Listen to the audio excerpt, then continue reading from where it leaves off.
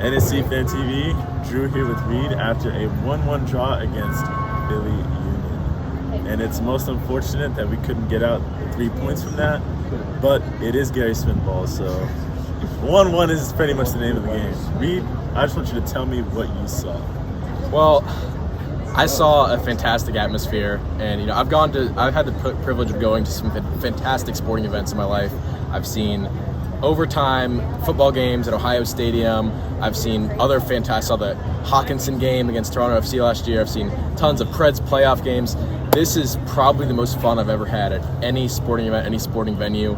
Just to see a team that really came from nothing, a small supporter-owned team back in 2014. I wasn't even a fan back then, but from going, I started watching when we were first year in the USL, playing at First Tennessee Park, and to see a 30,000-seat stadium, every single seat filled, fans engaged, noise everywhere. It was completely surreal, and I'm just getting goosebumps right now even talking about it. The result could have been better, but this is something to build on. And I was talking before the game, I was saying, I can live with the loss if it's exciting. I don't want a 0-0 draw, because I don't want all the people who are coming here for their first soccer game or, their second soccer game or whatever to say, okay, soccer's boring, it was 0-0. I wanted some excitement. There was all kinds of excitement. Beyond the 2 goals that were scored, there were all kinds of chances. Muyl had 2 that could have been goals. There was the one from McCarty. There was lots of, fingernail biting on defense. It was all over the place, a fantastic spectacle, both from the fans and what was on the field. You really can't ask anything more. You can't ask for more in a stadium. You can't ask for more in an in-game experience than what we got today. It was unbelievable. That's right, and you mentioned Muyl, and he's electric. Number 19 is always running down that right wing, with Johnston being traded, right? So you had mentioned to me the partnership between him and a particular someone. Could you say more about that? Yeah, I love seeing Leal and Muyl working together today. I thought throughout the game there were lots of instances where, especially with Lovitz and a couple people in the midfield, every time we were trying to move forward and trying to get things going on the attack, our passes just weren't far enough forward. We're kind of limiting ourselves with the placement of our passes. But I thought those two were really putting balls out in front of one another, generating more threatening play down the wing. I liked seeing them overlapping, weaving in and out. Yeah, the overlapping was incredible. Yeah, Johnston's gone. Johnston was one of my favorite players. I was going to get Johnston on the back of my jersey, and all of a sudden he got signed by Montreal. But I think really, Muyl, Leal, these guys, they're great players, but you don't have to be a spectacular player to succeed in the Gary Smith system. And I think Muyl is a great example of that, because we saw last year he was struggling with defending. He's a tough physical player, but sometimes he wasn't the best at defending. And now, after having a season to develop there, he has just become. He went from a right midfielder who, he didn't seem quite right to be a right wing, didn't quite seem defensive enough to be a wing back or a right back. Now he's really thriving that right wing back role. I love what he's doing, and those two, they worked really well together today. And I think that, especially with the 3 flat across the back, and then the 6-4 in the midfield, he really gets to go and dominate that wing, because he knows he doesn't have to drop as far back as he would in some more like 4-3-3 situations where the 2 fullbacks do go up further. So, what did you think about Zimmerman's play?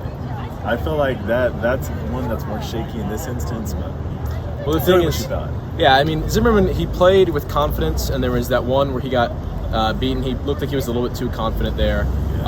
But you need a star player to act like a star, be imposing, be intimidating to the other team. And one thing I loved about Zimmerman's play, there were some instances after corner kicks and free kicks where the ball would get played back to our back line, we'd move it forward, and Zimmerman is still there in that striker position. And obviously he's not a striker, that's not what he does, he's a center back, but he's so tall. The problem today is that their center backs are with just enormous 6'6" dudes who are out battling Mokhtar, Leal, Sapong for every header. Yeah. Zimmerman, that's his thing. He wins every header. So he was there every now and then. He would be up, still playing in the attack right after those set piece opportunities. He was winning those headers. He was being a threat on offense.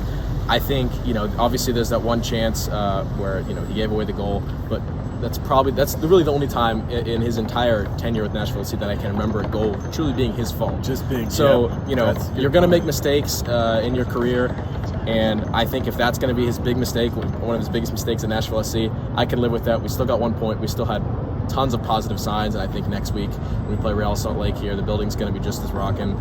They've set a great precedent for what Nashville SC soccer looks like and what a game at Geodis Park should look like. Yep. I mean, it felt like a cup final today.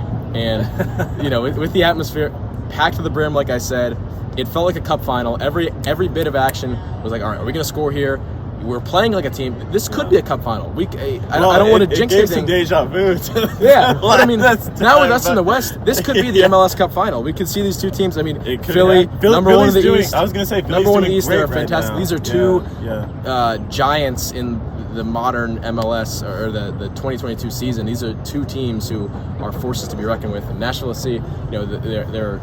I'm not sure if we're just inside the playoff zone or just outside right now, but on the 8-game away stretch. I heard this on Club and Country. It's a great podcast to listen to. Okay. That was the best beginning of the season away stretch in MLS history. So if we can, now that we're at home, if we can start turning those draws and those games where we're starting to focus more defensively near the end of the game, if we can turn that up and let the crowd fuel us. I mean, it's a hard league to win away in. It's a hard we got a couple away wins. I mean, now if we get those away wins, we won it.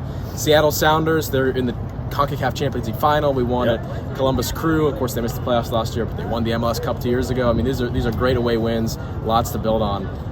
I'm excited for what the rest of the season's going to hold. I'm excited too, and I think Gary Smith ball playing for the draw did kick in because right after Leal scored But I liked at the end we kept pouring it on. I mean, I think there were multiple chances. We had them on the ropes. If there were 5 more minutes in that game, that we could have pulled them back.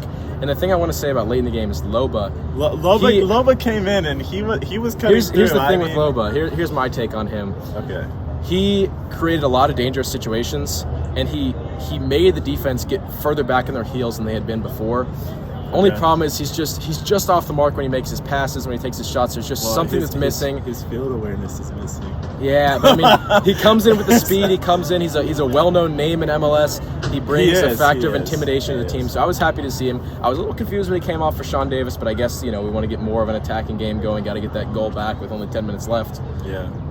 And speaking of Sean Davis, I want to talk about him. We have to shout him out. First of all, I mean, Sean Davis. The game against LA Galaxy, I think Zimmerman was ruled as our man of the match. I think that was a Sean Davis man of the match performance. He's had many of them this season. Okay. I think he's done a fantastic job coming in. I was, he's a guy, he's 28, 29, coming from a fellow MLS team. Right. I was thinking, is this guy really going to be a star? I love the way he plays. He plays with a lot of heart. He plays with a lot of skill. I love him, and I was thinking, and maybe we could have some comments on this video trying to guide me. I'm between Randall Leal and Sean Davis as to whose name I'm going to put on the back of my jersey. And I think I had decided on Davis. Now I'm leaning more Leal because the thing is after today though, with the two really direct balls, you were still. I mean, my concern with Leal is I love the way he played at the beginning of last season. He never really found that form later on. I think now he's starting to find he's starting to be more threatening on the wings, and also he can take a more forward-looking offensive role in this kind but of I mean, setup. this is the first kit we ever wore at Geodis Park, so to get the guy who scored the first goal at Geodis Park, it seems fitting. I think it does. I don't know. I'm between the two. I'm starting to lean Leal right now, but the thing about Leal, I think he can be a bit of a hothead sometimes, but I think McCarty did a great job calming him down. Yeah, and I think you need some passion in your team. You need a guy. You need guys who are going to go all out and you need some guys who are going to calm. That's what Sean Davis does. He's a really level-headed guy. Every now and then I get fired. He's a really level-headed guy.